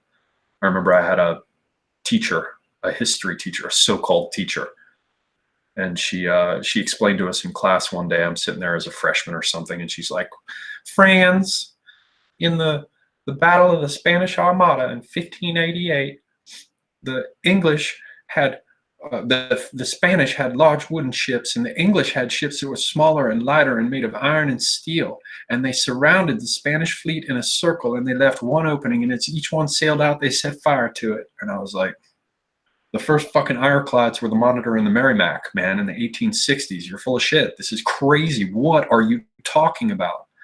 And she kicked me out of her class for the rest of the year. I had to sit in the international studies office and just do whatever the fuck I wanted because she wouldn't have me in her class. And I was like, you know what? Fuck this shit. I'm going to go chase women. So yeah, I dropped out of high school, and I did not go to, I got a GED, and then I went back to college for, and they told me I had to take remedial algebra. And after 2 weeks of that, sitting in there with people who were drooling all over their desks, I was like, fuck this shit. So I decided I'd do it on my own. And so I have edited academic works for PhDs. My family is writers and editors, my mother and father on both sides. And I've published academically. I've been invited to academic conferences to present. I did one at the Swedish Parliament, hosted within the Sveriges Riksdag in Sweden. I did a couple conferences in Leiden at Leiden University, but I don't. Yeah, I kind of wanted to prove I could, so I published academically and did conferences, but fuck going to school. I remember distinctly having this feeling. I was thinking to myself, because what they called desktop publishing was appearing at that time, and I had learned it working in a Kinko's. So I was, dealing with computers back when they had SE30s and everything, the little Macs with the 7-inch screens. And I very clearly remember thinking, I was 19 or 20, and I almost went to St. John's, but that was it. I remember thinking to myself, man, so you're telling me that I can rack up like $20,000 to $40,000 a year at a minimum in debt to come out 4 years later with no work experience, or I can go work in advertising and design, and I actually worked in pre-press and with printers and as a scanner operator and all of that, or I can work for 4 years, sock that money away, have no debt, and have 4 years of real world experience at the end of this time to get an even better job. And I was like, fuck off. So yeah, I didn't go to university. Not that I diss people who did go to university. I mean, there are a lot of them who are quite good, great academics whose work I study. I'm probably not quite disciplined enough to do that, because I have right now, I have a project I need to fucking finish. I'm translating a book written in the 1890s based on research done in the 1860s by a Circassian Mamluk slave who was sent by his horse breeding and collecting lord back up into the Caucasus that he had come from to gather the clan and tribal signs of the Caucasian tribes. And that lord who sent him up there later sold his horse collection to Wilfred and Emily Blunt, and that became the Blunt stud, which is the basis for all the Arabians around the world right now. Anyway, it's written in Ottoman Turkish with smatterings of Circassian thrown in there, and I'm having to translate it from fucking Ottoman, and it's slow as hell. That I'm going to finish and publish, by God. But I would need to be more disciplined to be an academic. All right. Have I read The Wealth of Nations? No. Do I drink coffee? Only occasionally. And it has tons of cream and sugar in it. And I just as soon drink Nescafe as anything else. Coffee drinkers are fags. Okay. What else do we have here? No.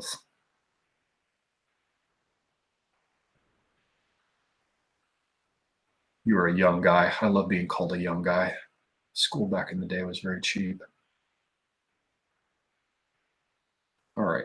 Peoples. I'm trying to catch up here. Sorry for the delay, but I'm trying to look for... They're attempting a coup on Maduro tomorrow. This from Jim Bannister. They already have the constitutional NA chief appointed president and recognized him by most international community. Pence encouraged Venezuelan masses to protest Maduro. Well, now that Brazil is at least coming online as something other than a commie shithole, it would seem that the time was right. All right, we have Alfie Carpio talking about being a double MBA. Now, that's something different. Like if I were going to MIT or I was doing something in STEM or even in business, it would make more sense. But I was always interested in the humanities. And because both my parents were writers and editors, and I've been reading like crazy since I was a kid, there was nothing in the humanities I needed anyone to share with me, especially with somebody like Tim to talk to and others like him who are interested in history, philosophy, and all the rest. Should have gone to Universiale. You could have gotten that degree in lesbian rhythmic drum dancing and underwater basket weaving too. Yeah, fuck all that. All right. Some more socialism in Venezuela or Pinochet rule? You know, I don't know, but shit's going to happen in Latin America. It's coming. It's coming. He says Ali is homophobic. Nah. I mean, I don't want to suck dick, but I don't mind if somebody else wants to. All right.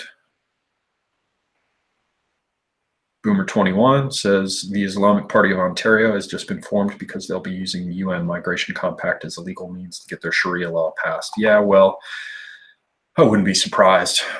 Canada's fucked, man. And by the time the Canadians try to do something about it, they'll all just come swarming across the border heading back south again.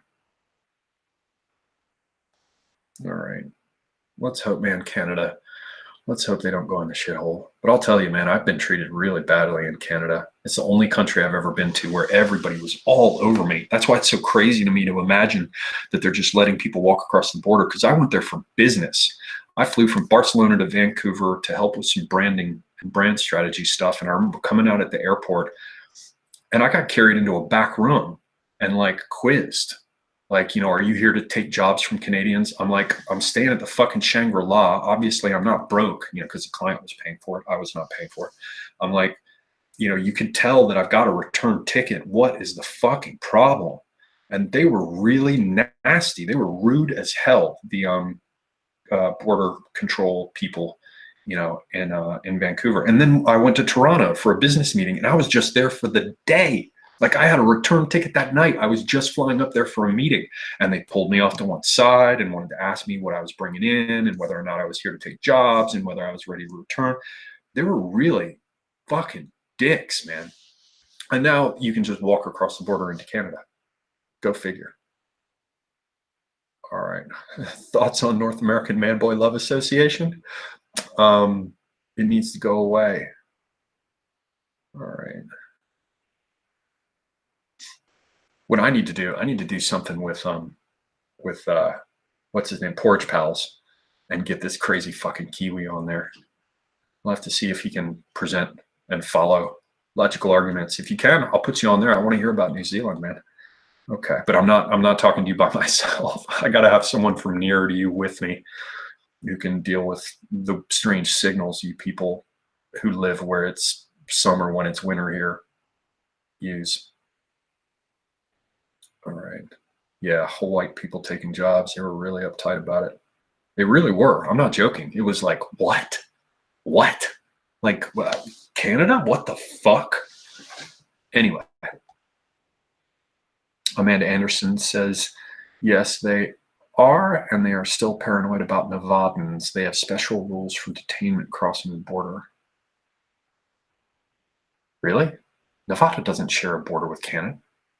Is it just like anybody coming because of Reno and Las Vegas or something because it's gambling? Who knows? Ollie, do you believe in ghosts? If so, why?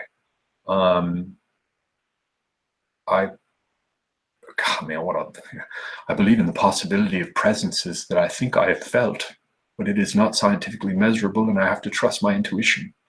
I don't know, because I think I felt them. The first house I had a bunch of bullet holes in the back.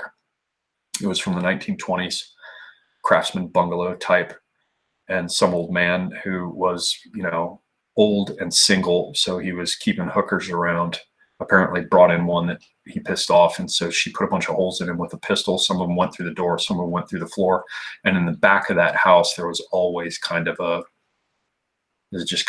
thing. There wasn't anything to be afraid of, but it would like creep and increase around you as a sort of atmospheric thing, and you just kind of have to go, you have to do this pop the light outwards and push it back type thing. I'm not, burning sage or whatever, but you had to take an attitude towards it that was like, no, it's mine, and then it would back off. I don't know. I wouldn't expect anybody to believe me or see it as measurable, but that was my impression. Okay. Ghosts or multiverse overlaps. It could well be. Nevada, whatever. Okay. Thoughts on the Georgia couple that got 20 and 13 years for ruining a birthday party? I am not aware of that. I did not see that. I'll have to look. What are my thoughts about David Icke and fifth dimension reptilian theory? I do not know of it. Ollie, doomsday prepping in Merca or condominium in Costa Rica? I'm not going anywhere to fucking some gated community in Costa Rica. You want to be there as an aging boomer with thick ankles and, difficulty breathing when the natives come swarming over the walls with machetes? Fuck no. I'll be staying here in the United States, here in the American South, where you have things like firearm and water and wells and all that kind of stuff. I'm apparently missing something. Amanda Anderson's explaining that Canadian people are afraid that the Nevadans are going to be carrying guns across the border. I guess they should probably worry about that in general, about all Americans. Okay, it is now 9:18.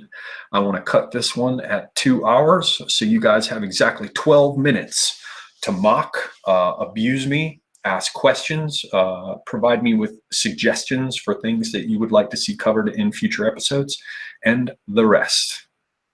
Oh, I'm gonna enjoy a cigarette. Mm-hmm. Mm-hmm. Mm. Girl. Mm-hmm. Yeah. Quebec will end up getting the most mosques because they have the most churches. Yeah, they're going to run into something with these New World French. I think they're going to push back. They're insulated to some extent because they've been pushed by the Anglo side of the Canadian picture. So they kind of developed some cultural resistances, some attempts to preserve their culture that weren't happening so much on the Anglo side of that. And I think they're gonna arrive at the point where they say, "Mon Dieu, non." Okay. Thoughts on Dear White People on Netflix? I have never watched it and never will. Netflix is a shithole.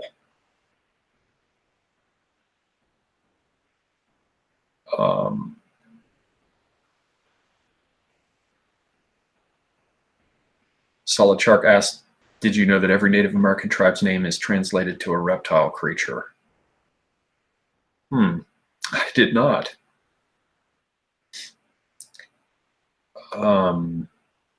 EC2189 Kaku said, I already said this, but Ollie, I can walk. I don't know what that means. I don't know what's going on there. Question Y asks what my IQ is. It has been tested, but I've never seen the papers, so I only have what my mother told me the first and second tests were. So I'm not going to lay any claim to it without proof. All right. Technically, the New World French are the Old World French. Yes, being descended from some of them who came to the New World in the 1660s, settling what is now New Brunswick and Nova Scotia. I feel ya. Did I ever spend time in California? Yes, I lived in San Francisco and Oakland for about 1.5 years, and I've gone out many times. Yeah, basically the French who came over to the New World are like the French who came here before all their people with balls were killed. They had so many wars in sequence that the most martial, the most valiant, and in some cases the most stupid, of their men were just wiped off the map. So the current French are descendants of shopkeepers, whereas the New World French had some balls. All right.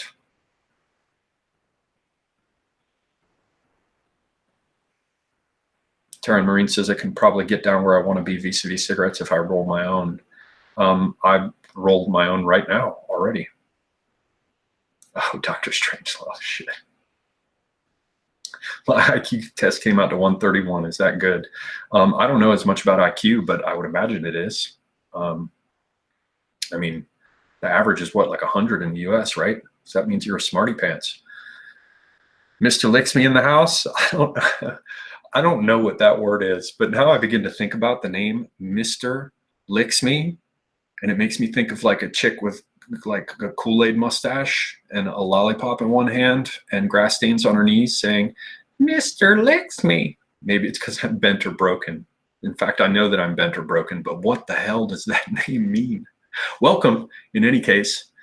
For those of you who don't know, I may well be doing a discussion with Mr. Licks Me, or MRLXMI, regarding some interesting things, but I don't want to give it away yet. Hello from Southern California. Hello right back at you. Or I can learn agriculture and grow my own tobacco leaves. Man, I talked to Tim, that from Amanda Anderson, who's awesome for helping me out in ways that I'm not allowed to talk about over on Discord. She says, I can learn some agriculture and grow my own tobacco leaves. I tried to bring that up with Tim and his wife, and they were laughing. They were just both laughing because they have people in their family who grew tobacco and have exposure to it. Apparently, it's no easy thing. CJ says he'd like to hear me and Tim talk about the Covington schoolboys situation. Does it offer definitive proof that white males are being targeted? I don't know that I'm going to be able to talk to Tim about that. We'll have to see if he bites on it. But I'll tell you this, if you're still waiting for definitive proof that white males are being targeted, you need to check your prescription. No offense. Thoughts on the Susurluk scandal, considering you're interested in Turkey? That from Jerry Reynolds. Is Susurluk, is that the one where the guy was driving the truck and some car pulled out in front of him, and just because of the accidental wreck, it was revealed that all these terrorists and guns and money were in the back? If so, I think I was living in Turkey when that happened. I think I was living there the first time. And it just seemed like normal behind the scenes shit. But I probably don't know enough about it to dig into it. All right. Have I done a genealogy test? No, because I don't want those bitches to have my DNA mystery secrets. I have researched it, and I've gone quite a ways back in most directions, but I haven't done the genealogy test yet. I probably will eventually. I'm going to find out I'm 90% black. All right. Where do I see the yellow vest movement going? This from Alfie Carpio.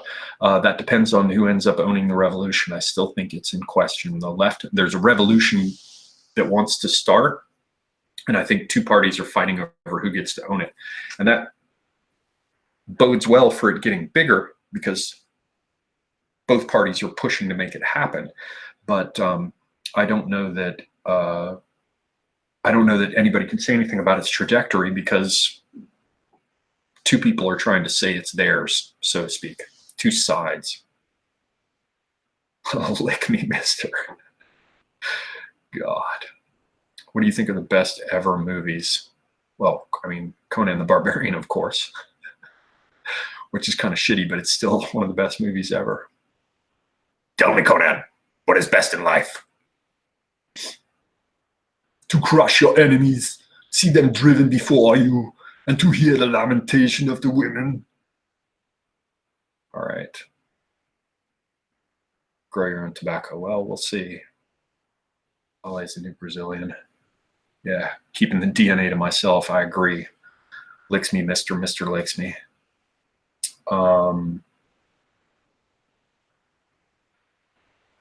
Plutonium 451, would you say you prefer monism, dualism, or some other multiplicity of deity?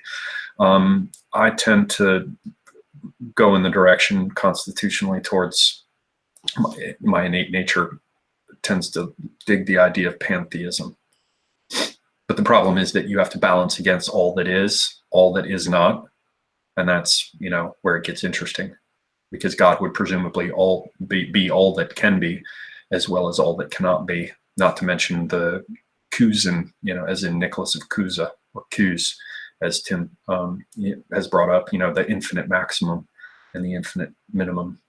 Thulsa they fucked up with Thulsa because, he's a character from Kull of Atlantis. He's an earlier character. They really fucked him up. And it's a matter of fact, while we're on the subject, they fucked up every Conan that exists because they're all guys with brown hair and brown eyes. Conan was pale white skin, jet black hair, and blue eyes. I am so sick of their Conan. If you took Daniel Day-Lewis when he had hair and made him a lot bigger and more muscular, that's what Conan is supposed to look like. These fucking fags. All right. Holly loves anything with John Malkovich in it. Fuck yourself. And actually, Dangerous Liaisons was not a bad movie. And there's the book too, Le Liaison Dangereuse or some shit, it's worth reading actually. What do I think of Mark Passio? I've looked at a little bit of his stuff. This one from Prism. Hello, Prism. I've looked at a little bit of his stuff. I don't know his thinking content well. He seems interesting enough. I haven't done the homework or spent the time to read him. Okay, we have 2 minutes left, ladies and gentlemen. Take some shrooms. Let's see if we can make a constitution. No, I once, under the influence of things that I won't discuss on camera that are much like what you're talking about, got lost inside my own sweater. I ate them before I went into a movie, and then when the movie ended, I was in high school. I remember trying to get up and put my sweater on and totally got lost in it, like my head up one sleeve, and I was like, guys, help me. No mushrooms and constitutions. All right. The game was good too. Oh, there was a Conan the Cimmerian game? Oh, I did not know that. What celebrity would I want to play in an autobiography? I do not know. Amanda Anderson calls me a retard. Nice. That's sweet of you. I should have expected nothing less. All right. This is it. Who do you like better, All in the Family or The Honeymooners? All in the Family was the one that has, what's his name in the chair, right? It talks about Meathead, Archie Bunker, right? That's a great thing if you want to understand propaganda. That was the first of the attempts to move people like Archie Bunker to the sidelines through mockery.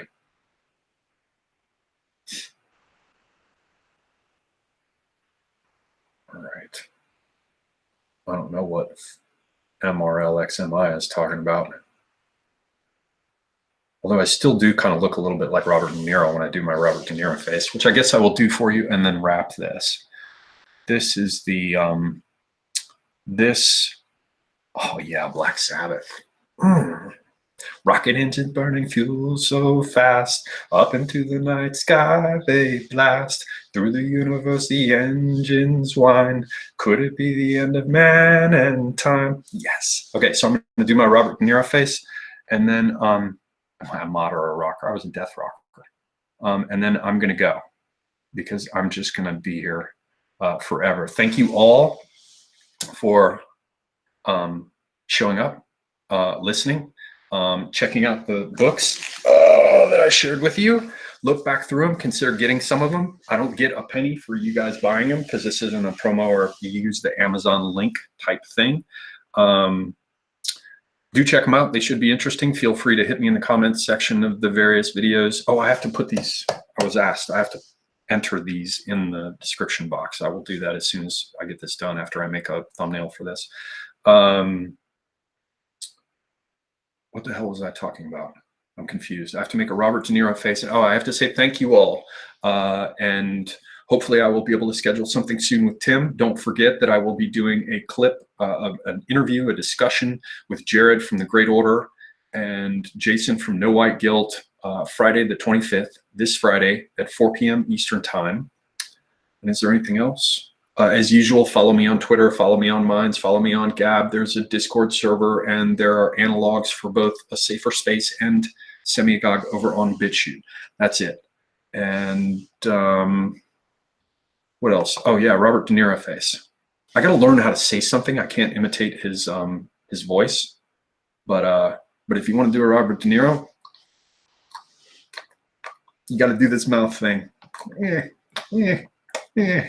All right, now fuck off. Go do something productive. Stop watching me.